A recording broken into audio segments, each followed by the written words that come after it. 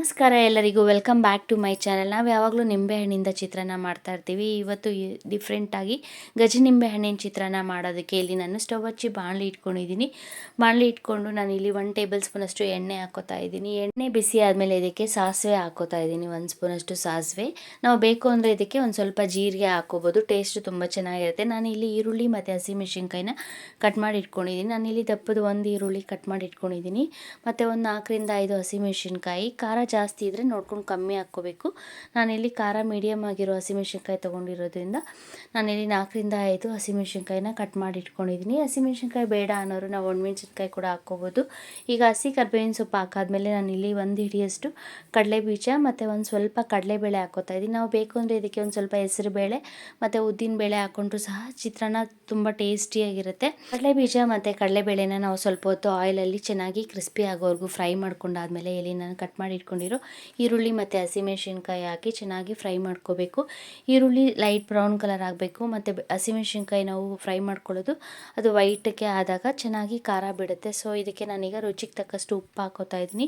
ಉಪ್ಪು ಹಾಕಿ ನಾವು ಮಿಕ್ಸ್ ಮಾಡ್ಕೋಬೇಕು. ನಾವು ಬೇಕು ಅಂದರೆ ಎಲ್ಲ ಫ್ರೈ ಮಾಡಿಕೊಂಡು ಲಾಸ್ಟಲ್ಲೂ ಸಹ ಉಪ್ಪನ್ನು ಹಾಕ್ಕೋಬೋದು. ಈಗ ಚಿತ್ರಾನ್ನಕ್ಕೆ ನಾನು 1 ಟೀ ಸ್ಪೂನಷ್ಟು ಅರಿಶಿನ ಪುಡಿ ಹಾಕ್ಕೋತಾ ಇದ್ದೀನಿ. ಅರಿಶಿನ ಪುಡಿ ಹಾಕೋದ್ರಿಂದ ಕಲರು ಚೆನ್ನಾಗಿ ಬರುತ್ತೆ ಮತ್ತು ಆರೋಗ್ಯಕ್ಕೂ ಸಹ ತುಂಬ ಒಳ್ಳೆಯದು ಅರಿಶಿನ ಪುಡಿ. ಈಗ ನಾನು ಇದಕ್ಕೆ ಅರ್ಧ ಚಿಪ್ಪಷ್ಟು ಹಸಿ ಕೊಬ್ಬರಿನ ತುರಿದಿಟ್ಕೊಂಡಿದ್ದೆ. ಸೊ ತುರಿದಿಟ್ಕೊಂಡಿರೋ ಹಸಿ ಕೊಬ್ಬರಿನ ಹಾಕಿ ಮಿಕ್ಸ್ ಮಾಡ್ಕೊತಾ ಇದ್ದೀನಿ. ಕೊಬ್ಬರಿ ಹಾಕೋದ್ರಿಂದ ಚಿತ್ರಾನ್ನ ಟೇಸ್ಟ್ ತುಂಬ ರುಚಿಯಾಗಿರುತ್ತೆ. ಹಸಿ ಕೊಬ್ಬರಿ ಹಾಕೊಂಡಿರೋದ್ರಿಂದ ಕೊಬ್ಬರಿನ ಒಂದು ಸ್ವಲ್ಪ ಹೊತ್ತು ಈ ರೀತಿ ಆಯಿಲಲ್ಲಿ ಫ್ರೈ ಮಾಡ್ಕೋಬೇಕು. ತುಂಬ ಹೊತ್ತು ಬೇಡ, ಸ್ವಲ್ಪ ಹೊತ್ತು ಫ್ರೈ ಮಾಡಿಕೊಂಡ್ರೆ ಸಾಕು. ಲಾಸ್ಟಲ್ಲಿ ಇದಕ್ಕೆ ಸ್ವಲ್ಪ ಕೊತ್ತಂಬರಿ ಸೊಪ್ಪನ್ನು ಕಟ್ ಮಾಡಿ ಉದುರಿಸ್ಕೊತಾ ಇದ್ದೀನಿ. ಈಗ ಚಿತ್ರಾನ್ನ ಗೊಜ್ಜು ರೆಡಿಯಾಗಿದೆ. ಇದನ್ನು ಸ್ಟವ್ ಆಫ್ ಮಾಡಿಕೊಂಡು ನಾನಿಲ್ಲಿ ನೋಡಿ ಗಜ ನಿಂಬೆಹಣ್ಣು ತೊಗೊಂಡಿದ್ದೀನಿ. ಗಜ ನಿಂಬೆಹಣ್ಣು ನಮಗೆ ನೋಡೋದಕ್ಕೆ ಏಲಿಕಾಯಿ ಥರನೇ ಇರುತ್ತೆ. ನಿಂಬೆಹಣ್ಣಲ್ಲಿ ಫುಲ್ಲು ರಸ ಇರುತ್ತೆ ಗಜ ನಿಂಬೆಹಣ್ಣಲ್ಲಿ. ಇದರಲ್ಲಿ ಬೀಜ ತೆಗೆದುಬಿಟ್ಟು ನಾನು ಇಲ್ಲಿ ಅರ್ಧ ಗಜ ನಿಂಬೆಹಣ್ಣಿನ ರಸನ ಇಸ್ಕೊಂಡಿದ್ದೀನಿ.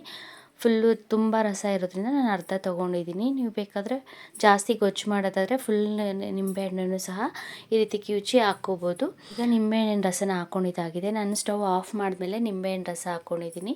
ನಾನಿಲ್ಲಿ ಅನ್ನ ಮಾಡಿಟ್ಕೊಂಡು ಅದನ್ನು ಸ್ವಲ್ಪ ಹೊತ್ತು ಆರಿಸ್ಬಿಟ್ಟು ಆಮೇಲೆ ಮಿಕ್ಸ್ ಮಾಡಿಕೊಂಡ್ರೆ ಅನ್ನ ಉದ್ರುದ್ರಾಗುತ್ತೆ ನಿಂಬೆಹಣ್ಣಿನ ಚಿತ್ರಾನ್ನ. ಸೊ ಈ ರೀತಿ ನಾವು ಗಜ ನಿಂಬೆಹಣ್ಣಿನ ಚಿತ್ರಾನ್ನ ಮಾಡ್ಕೊಂಡು ತಿಂತಾಯಿದ್ರೆ ಸಖತ್ತು ರುಚಿಯಾಗಿರುತ್ತೆ.